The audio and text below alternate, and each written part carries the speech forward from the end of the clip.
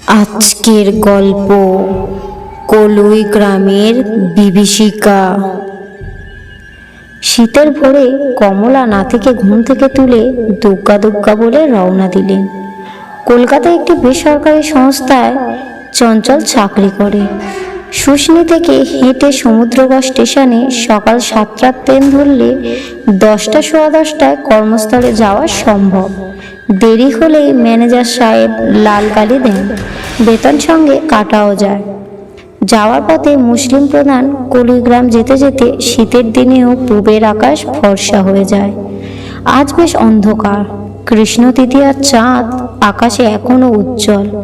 কলুইগ্রাম পেরিয়ে নির্জন একটা মস্ত পুকুর, উঁচু পাড়, পশ্চিম পাড় বরাবর সংকীর্ণ পায়ে চলার পথ, ঠিক পুকুর জলাশয়ের পাশে ঘেঁষে। প্রতি সোমবার এই পথেই চঞ্চল কত গেছে। আজ কেমন এই পুকুরের পাড়ের রাস্তায় আসার 200 গজ দূর থেকে গা ছমছম করছে, গায়ে কাঁটা দিচ্ছে। কি যেন ভয় মনে চেপে বসেছে। চঞ্চল সাহসী ছেলে, 25-26 ব্রাহ্মণ সন্তান হলেও গোঁড়া নয়, পৈতার ধারণা করে না। আজ পৈতা ধরে ঘন ঘন গায়ত্রী মন্ত্র নীরবে জপ করছে। এক পচা মাংসের গন্ধ সামনে নাকে আসছে। পুকুরের বড় বড় মাছগুলো হয়তো লাফ ঝাঁপ দিচ্ছে, কিন্তু এতটাই জোরে তার মনে হচ্ছিল কোনো মানুষ নিশিরাতে স্নানের উদ্দেশ্যে পাড় থেকে ঘন ঘন ঝাঁপ মারছে। আবার কেউ যেন তার পিছু পিছু আসছে। এখন চলার শব্দ অনুভূতি হচ্ছে, পিছনে তাকালে কারোর দেখা নেই, শব্দ মিলিয়ে যাচ্ছে। আবার হাঁটলে ফের শব্দ। ঘন কুয়াশা, সামনের পথ বেশ অস্পষ্ট। মাঝে মধ্যে কুকুরের কাতর এক নাগারে কান্না। দূর থেকে রাতের শেষ প্রহরে শিয়ালের ডাক ভয়াবহ পরিস্থিতি রহস্য যেন বাড়িয়ে তুলেছে। শীতের রাতে চঞ্চল কপালে ঘাম, ঘন ঘন হাঁটছে সে। কিন্তু কি অদ্ভুত কাণ্ড আবার সেই পুকুরে, যেটা সে কিছুক্ষণ আগেই অতিক্রম করলো। চঞ্চলের ভয়ে পা টলমল করছে, অজানা ভয়ে বুকে কাঁপুনি ধরছে, যেন শ্বাসরোধ হয়ে আসছে।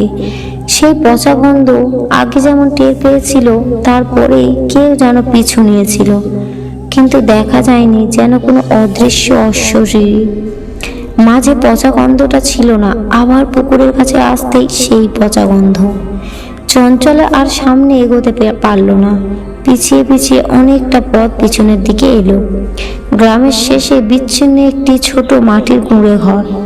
চঞ্চলের আর দম নেই, এবার বুঝি সে ভয়ে মরে যাবে। শেষ চেষ্টা করে ওই কুঁড়ে ঘরের দরজায় জীবনের অন্তিম শক্তি দিয়ে কড়া নাড়তে লাগলো। ছপাশে ছোট খুপড়ি জানলা খুলে কেউ যেন দেখলো, তারপর হঠাৎ দরজা খুলে তাকে হ্যাঁচকা টেনে কে যেন ঘরের ভেতর ঢুকিয়ে নিল। দরজা মুহূর্তেই বন্ধ করে দিল। এক অজানা আতঙ্কে চঞ্চল দারুণ হাঁপাচ্ছে, কলকল করে ঘামছে, সব যেন স্বপ্ন মনে হচ্ছে। ঘরের একটা ছোট্ট কোণায় একটা লণ্ঠনের আধ নেভা আলো মিটমিট করে চলছে। এক আলো আধার নির্জন ঘরে কে যেন কোনো এক রহস্যময়ী বৃদ্ধা। চঞ্চলকে একটি ছোট্ট টুলে বসালো। নিস্তব্ধতা ভেঙে কেমন একটা টিকটিক শব্দ হচ্ছিল, যেন কোন টেবিল ঘড়ি বা টাইম ক্লকের শব্দ, আর কিছু না।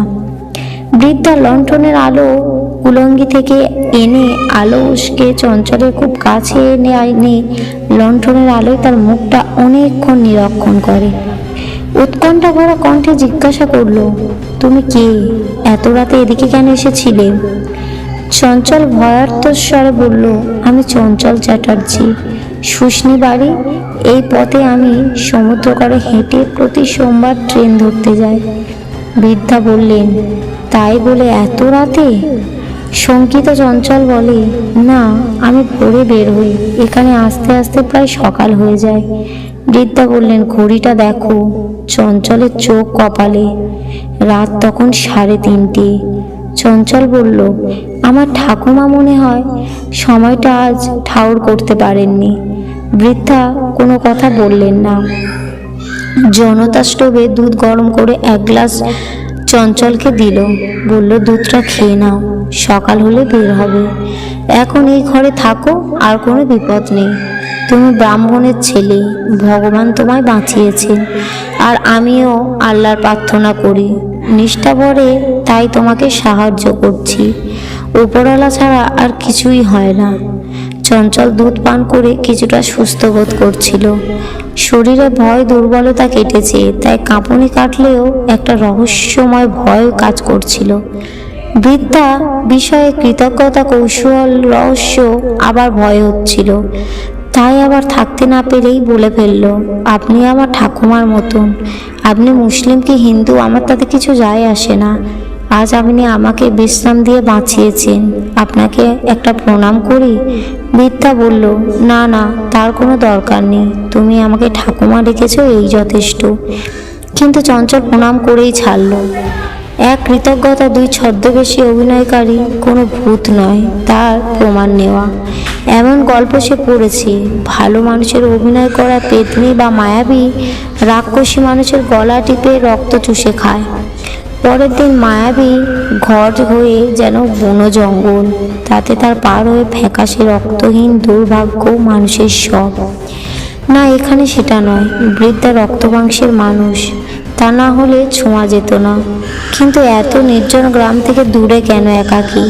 কেনই বা তার কড়া নাড়ার শব্দ তৎক্ষণাৎ জানলা খুলল সে বিপদগ্রস্ত ভেবে। এক হ্যাঁচকা টান দিয়ে দরজা খুলে ঘরে টেনে নিল। কেনই বা তার গৃহে টেবিল ঘড়ি, সেটা আমাদের বাড়িতেও নেই। বৃদ্ধা তার চারিদিকে মিটিমিটি হাসছিল। চঞ্চলের কেমন ভয় করছিল, তবে বৃদ্ধা এক কথায় সব ভুল ও ভয় দূর হলো। বৃদ্ধা বলল, আজ আমার স্বামীর আকাঙ্ক্ষা পূর্ণ হলো। এই গ্রাম ছেড়ে দূরে বাড়ি করতে আমাকে স্বপ্নে আবেদন করে। উনি ভীষণ ধার্মিক ছিলেন, হিন্দু ধর্মের ও ঠাকুরদা ছিলেন। এক বিশেষ কারণে তিনি ধর্মান্ধ হন, তাই হিন্দুদের উপর ওর আবেগ শ্রদ্ধা ছিল। এই পুকুরে যে উঁচু উঁচু পাড় দেখছো, ওটা কবরখানা। দিনে কোনো সমস্যা নেই, পুকুর পাড় বন ঝোপ ঘুরে বেড়ায়ও কোনো ভয় নেই। কিন্তু বিশেষ বিশেষ তিথিতে রাত 12টা থেকে ভোর অবধি অনেক অলৌকিক ঘটনা ঘটে। অতৃপ্ত অশরীরী জলে ঝাঁপ মারার মতন শব্দ, নরমাংস পচা গন্ধ ও ছড়ায়। মানুষকে গোলক ধাঁধায় ফেলে বিভ্রান্ত করে, সুযোগ পেলেই জলে ফেলে দেয়। তার তখন মরা ছাড়া কোনো উপায় থাকে না। তোমার যেমন হাল হয়েছিল, ভয়ে কাঁপছিলে, তুমি খুব দুর্বল, ক্লান্ত লাগছিল। চঞ্চল থামিয়ে বলল, ঠাকুমা, এখানেই পুকুর, কোন মানুষ মরা দেখেছে? বৃদ্ধা জানালেন, হ্যাঁ, আমি এখানে 6 বছর ঘর করে বাস করছি। তার মধ্যেই 4 জনই পুকুর রাতে জলে ডুবে মরতে দেখেছি, যাদের চিৎকার শুনেছি। কিন্তু তোমার মতো আমার আশ্রম কেউ দেয়নি, আমি সাহায্য করতে পারিনি, তাই খুব দুঃখ হয়। আমার স্বামী এখানেই কবরে আছেন, অশরীরী হলেও তিনি আগের মতনই সৎ। তাই বিপদগ্রস্ত মানুষের পিছু পিছু নিয়ে তাদের সীমিত শক্তি দিয়ে দুষ্ট অশরীরীর হাত থেকে বাঁচানোর চেষ্টাও করে। আবার এই পিছু নেওয়ার শব্দে ভয়ে পুকুরের দিকে সে না যায়, বা গ্রামের দিকে ফিরে যায়, বা খুব সতর্ক হয়ে যায়, সেটাও করে। এলাকার সব মানুষ জানে, তারা এই রাতে পুকুর এড়িয়ে যায়। দরকারে একটা পথ ঘুরে ঘুরপথে যায়। তোমার মতো কোনো দূরের মানুষ হয়তো না রাত জাগে, আর বিশেষ তিথিতেই অশরীররা জেগে ওঠে। চঞ্চল বলল, হ্যাঁ, ওই ভোরে আমি আমার ঘরে কড়া নেড়েছি। পুকুর মানুষের মতন ঝাঁপ দেওয়ার শব্দও আমি বড় বড় মাছ বা ভোঁদর লাফিয়ে ঝাঁপ ভাবছিলাম। আর পচা গন্ধ, নিকটে কোনো ভাগাড়ে পচা পশুর ভাবছিলাম। বৃদ্ধা বললেন, পূবের আলো ফুটে গেছে, আর ভয় নেই, তুমি ট্রেন ধরতে যাও, এবার হাঁটা দাও। চঞ্চলের মনে হলো যেন ঠাকুমা বলছেন। বৃদ্ধ দরজা খুলে পুকুর পার করিয়ে বিদায় নিলেন, আর চোখের জল বললেন, রাতে কখনো আসবে না। যদি তুমি ভুলেও চলে আসো, পূবের আলো না ফোটায় এই ঠাকুমার ঘরে বাকি রাত থেকে যাবে। চঞ্চল দূর থেকে বৃদ্ধার উদ্দেশ্যে মাথা হেঁট করে নমস্কার জানিয়ে বলল, তোমার সাথে আমি আজীবন সম্পর্ক রাখবো, আর যাওয়ার পথে আশীর্বাদ নিয়ে যাব। বৃদ্ধার দু চোখ আনন্দ অশ্রুতে ভরে গেল এই কথা শুনে। শুধু জোরে জোরে হাত নেড়ে বিদায় জানালেন নিজের অজানা কোন আপনজনকে। গল্পটি কেমন লাগলো কমেন্ট করবেন এবং একটা লাইক করবেন। আরও নতুন নতুন গল্প পেতে চ্যানেলটিকে সাবস্ক্রাইব করবেন।